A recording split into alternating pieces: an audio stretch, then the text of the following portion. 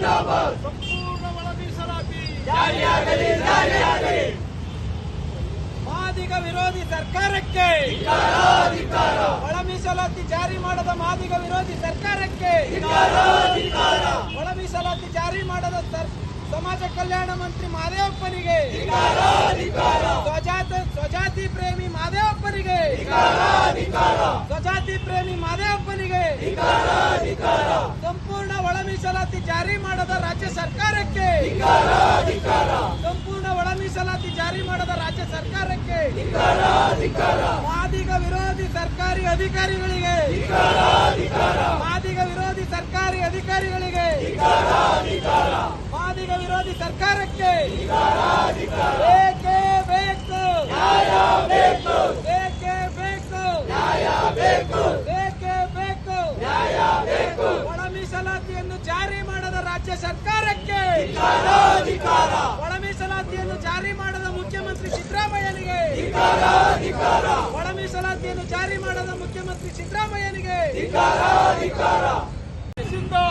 ಅಂಬೇಡ್ಕರ್ ಜಿಂದಾಬಾದ್ ಅಂಬೇಡ್ಕರ್ ಜಿಂದಾಬಾದ್ ಅಂಬೇಡ್ಕರ್ ಜಿಂದಾಬಾದ್ ಬೇಕೇ ಬೇಕು ನ್ಯಾಯ ಬೇಕು ನ್ಯಾಯ ಬೇಕು ಒಳ ಮೀಸಲಾತಿ ವಿರೋಧಿಗಳಿಗೆ ಒಳ ಮೀಸಲಾತಿ ವಿರೋಧಿಗಳಿಗೆ ಸಂಪೂರ್ಣ ಒಳ ಮೀಸಲಾತಿ ಜಾರಿ ಮಾಡಲು ವಿಳಂಬ ಮಾಡುತ್ತಿರುವ ಸಮಾಜ ಕಲ್ಯಾಣ ಇಲಾಖೆ ಸಚಿವ ಬೇಕು ಮಾದಿಗ ಒಳ ಮೀಸಲಾತಿ ಹೋರಾಟ ಸಮಿತಿ ಇಂದು ರಾಜ್ಯಾದ್ಯಂತ ಸಂಪೂರ್ಣ ಒಳ ಮೀಸಲಾತಿ ಜಾರಿಗೆ ಈಗ ಸರ್ಕಾರ ಮೀಸಲಾತಿ ಜಾರಿ ಮಾಡ್ತಿರ್ತಕ್ಕಂಥದ್ದು ಉದ್ಯೋಗ ಮತ್ತು ಶಿಕ್ಷಣಕ್ಕೆ ಸಂಬಂಧಪಟ್ಟಂಗೆ ಎರಡಕ್ಕೆ ಮಾತ್ರ ಜಾರಿಯಾಗಿದೆ. ಉಳಿಕೆ ಏನು ಮಾರ್ಚ್ 6ನೇ ತಾರೀಕು ಬಜೆಟ್ ಅಧಿವೇಶನ ಸ್ಟಾರ್ಟ್ ಆಗುತ್ತೆ.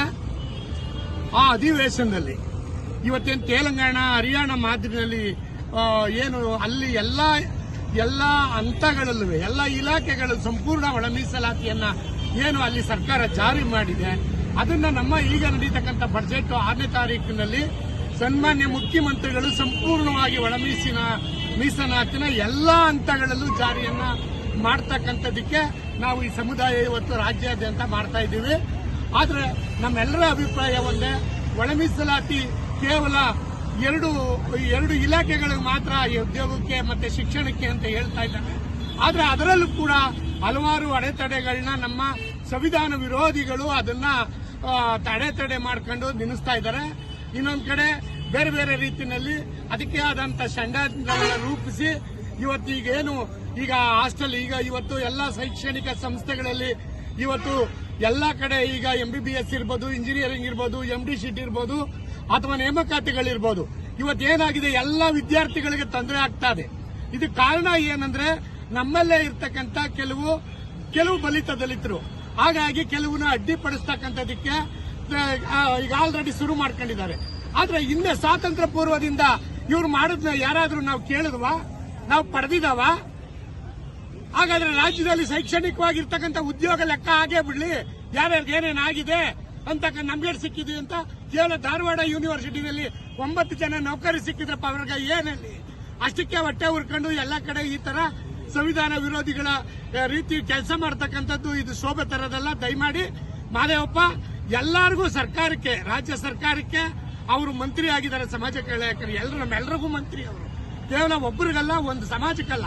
ಆ ಸಮಾಜ ಇದ್ರೂ ಕೂಡ ಅವರು ಇಡೀ ರಾಜ್ಯದಲ್ಲಿ ಸಮಾಜ ಕಲ್ಯಾಣ ಸಚಿವರ ಕೆಲಸ ಮಾಡ್ತಾ ಇದ್ದಾರೆ.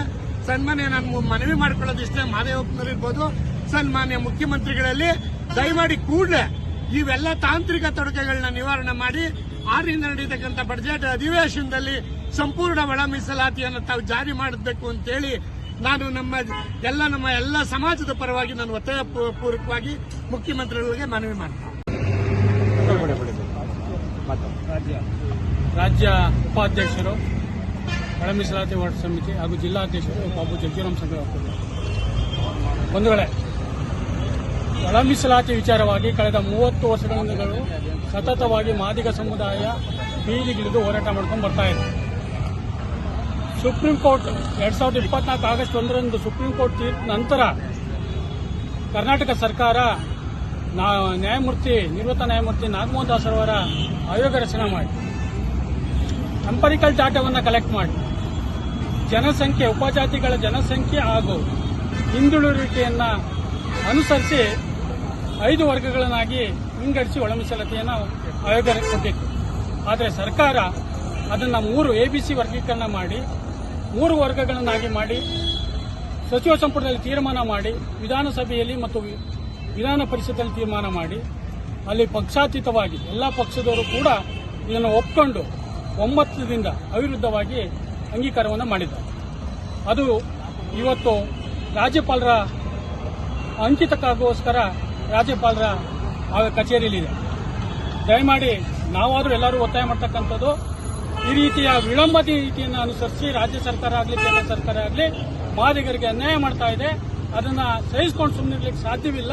ನೀವು ಕೂಡಲೇ ರಾಜ್ಯಪಾಲರು ಅಂಕಿತವನ್ನು ಹಾಕಿ ಅದಕ್ಕೆ ಹಿತಶ್ರೀ ಹೇಳಬೇಕು ಅಂತಕ್ಕಂಥ ಒತ್ತಾಯವನ್ನು ಮಾಡ್ತಾ ಇದೆ. ಜೊತೆಗೆ ಸೋದರ ಬಂಧುಗಳ ವಿರೋಧಿಗಳು ನಾವಲ್ಲ. ಕಳೆದ 30 ವರ್ಷಗಳಿಂದಲೂ ಕೂಡ ಹೋರಾಟ ಮಾಡ್ಕೊಂಡು ಬಂದಿರೋ ನಾವು ಯಾರ ವಿರುದ್ಧವನ್ನು ಮಾಡಿಲ್ಲ. ನಮ್ಮ ಹಕ್ಕನ್ನು ನಾವು ಕೇಳಿದ್ದೀವಿ. ಈಗಲೂ ಕೂಡ ನಮ್ಮ ಪ್ರಚೋದನೆ ಮಾಡ್ತಕ್ಕಂಥ ಕೆಲಸ ಆಗಬಾರ್ದು. ಅದು ಸರ್ಕಾರದ ವತಿಯಿಂದನೇ ಆಗಿರಲಿ, ಯಾವುದೇ ಕಾಣದ ಕೈಗಳಿಂದ ಆಗಿರಲಿ, ಅದು ಆಗೋದು ಬೇಡ. ನಾವು ಯಾರ ವಿರುದ್ಧನೂ ಅಲ್ಲ. ನಮ್ಮ ಸಮುದಾಯದ ಪರವಾಗಿ ನಾವು ಹೋರಾಟವನ್ನು ಮಾಡಲಿಕ್ಕೆ ನಿಂತಿದ್ದೀವಿ. ನಮ್ಮ ಹೋರಾಟ ಹಕ್ಕನ್ನು ಪಡೆಯುತ್ತೀವಿ ಅಂತಕ್ಕಂಥ ಮಾತನ್ನ ಹೇಳ್ತಾ, ಮತ್ತೊಂದು ವಿಚಾರಗಳು, ನಮಗೆ ಸಂಪೂರ್ಣ ಒಳ ಮೀಸಲಾತಿ ಜಾರಿಯಾಗಬೇಕು. ನೀವು ರಾಜಕೀಯವಾಗಿ ಒಳ ಮೀಸಲಾತಿಯನ್ನು ಕೂಡ ಕೊಡಬೇಕು. ಉದ್ಯೋಗದಲ್ಲಿ ಅಷ್ಟೇ ಅಲ್ಲ, ಬಡ್ತಿ ಮತ್ತು ಎಲ್ಲಾ ರೀತಿಯ ರಂಗದಲ್ಲೂ ಕೂಡ ಮೀಸಲಾತಿಯನ್ನು ನೀಡಿದ್ದೀರಿ. ಅದೇ ರೀತಿಯಲ್ಲಿ ಕೂಡ ಒಳ ಮೀಸಲಾತಿಯನ್ನು ನೀಡಬೇಕು ಅಂತಕ್ಕಂಥ ಮನವಿಯನ್ನು ಇವತ್ತು ಕೊಡ್ತಾ ಇದ್ದೇವೆ. ನಾವು ರಾಜ್ಯಪಾಲರಿಗೆ ಈ ಮೂಲಕ ಮತ್ತೊಂದು ಸರಿ ಮನವಿ ಮಾಡ್ತೇವೆ. ಮಾನ್ಯ ಕೇಂದ್ರ ಸರ್ಕಾರಕ್ಕೂ ಕೂಡ ಮನವಿ ಮಾಡ್ತೇವೆ.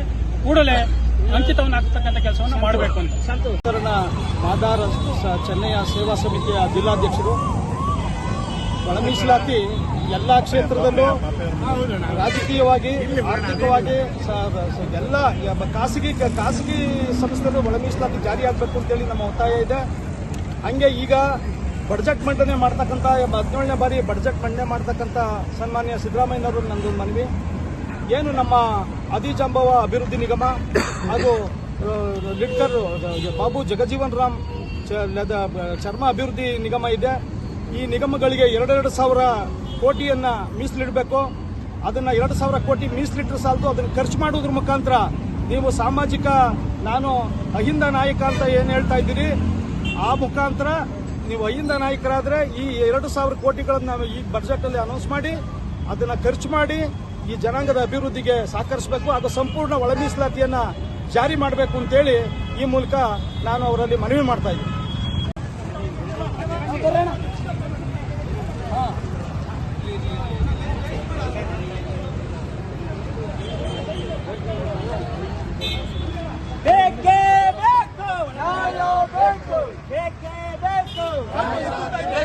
ಒಳಮೀಸಲಾತಿ ಜಾರಿ ಮಾಡದ ರಾಜ್ಯ ಸರ್ಕಾರಕ್ಕೆ ಹೇಳಿ ಧಿಕ್ಕಾರ.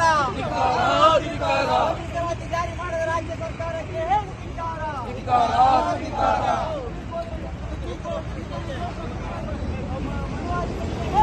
ಅಧಿಕಾರಿಗಳ ಮೂಲಕ ರಾಜ್ಯಪಾಲರಿಗೆ ಹಾಗೂ ಮುಖ್ಯಮಂತ್ರಿಗಳಿಗೆ ಮನವಿ ಪತ್ರ. ಮಾನ್ಯರೇ, ಕರ್ನಾಟಕ ರಾಜ್ಯದಲ್ಲಿ ಪರಿಶಿಷ್ಟ ಜಾತಿಯ ಒಳ ಮೀಸಲಾತಿ ಜಾರಿಗಾಗಿ ಕಳೆದ 30 ವರ್ಷಗಳಿಂದ ಮಾದಿಗ ಸಮುದಾಯದ ಹೋರಾಟ. ಮೇಡಮ್ ಈ ಕಡೆ ಹೇಳಿರಿ, ಹಾಗೆ ಮುಂದೆ ಬನ್ನಿ. ಕೃಷ್ಣ